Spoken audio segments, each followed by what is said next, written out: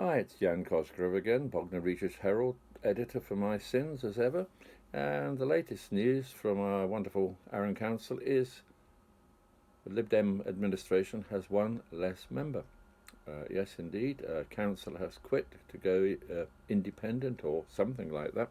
That's Councillor Emily Seeks, who is one of the River Ward councillors. Now, why has she done it?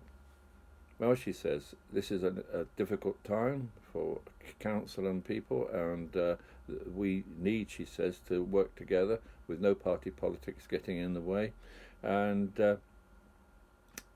that's why she's gone. Well, we should be on her own in this endeavour. Well, she, I think, thinks there should be a regrouping. That's what she sounds like she's saying. And certainly she says she wants to take the party politics out.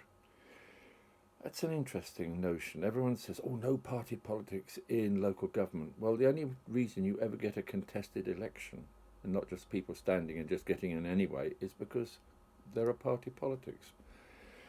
It's sad, maybe, but that's the fact of the matter.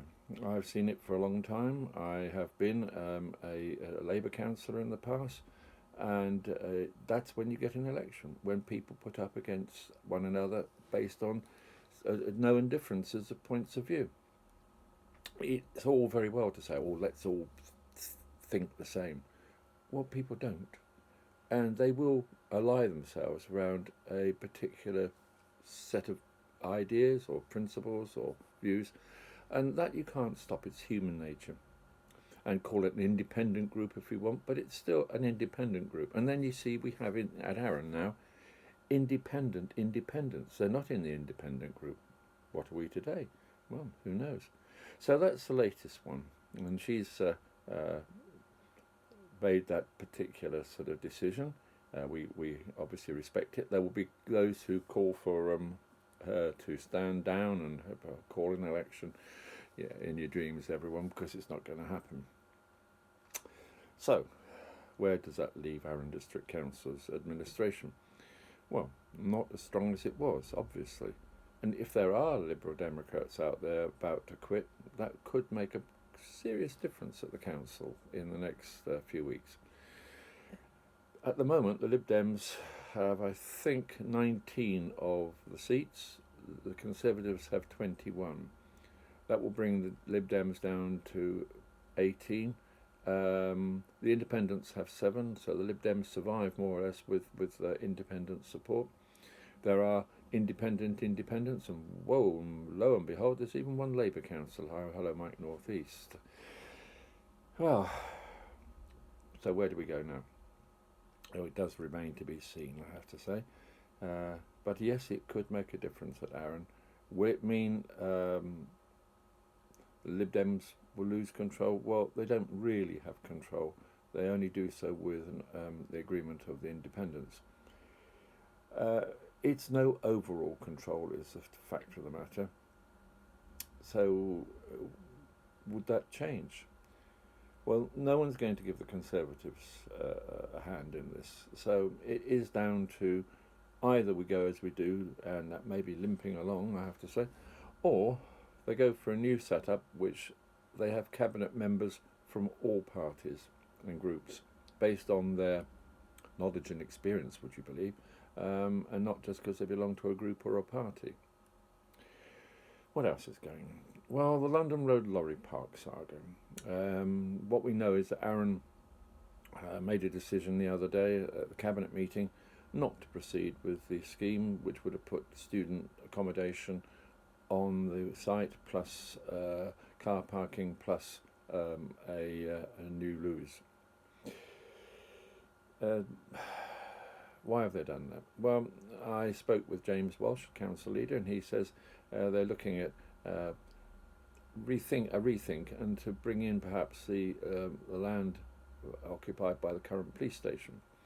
Whether the police are up to doing that, I don't know, but it's an interesting idea. It would make sense.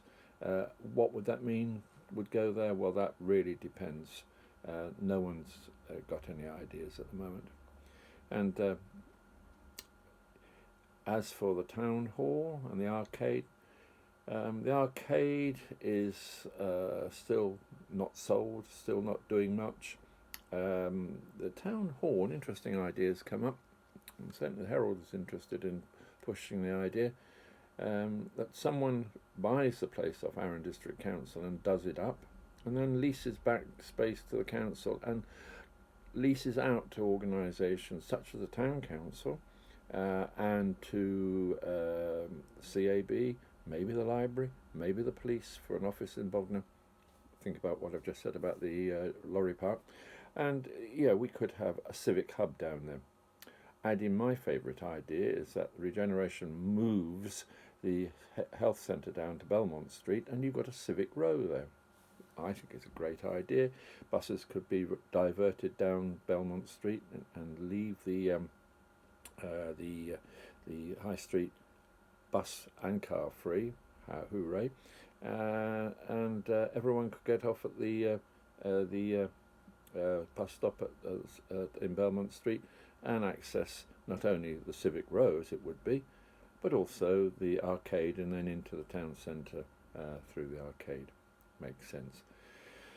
So well, there we are. We live in interesting times, and we're not even Chinese. Let's hope we can see some progress for our regeneration. I do wonder sometimes why it takes this area so long to make any progress.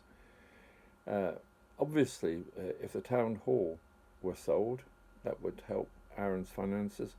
Not going ahead with the lorry park does deny them of about £2.5 million at this point, which is a bit of a foregoing, if you see what I mean, when there's so much in the soup over finance at the moment, with a great big hole, 5 million quid's worth. And they didn't sell the arcade as they were apparently meant to, so they could have cleared their debt and their hole, but they've chosen not to. Hey ho. Any more news for you? I'll keep you in touch, but at this point that's about it, and so have a good day ahead and a few days ahead, and we'll see you soon. Cheers.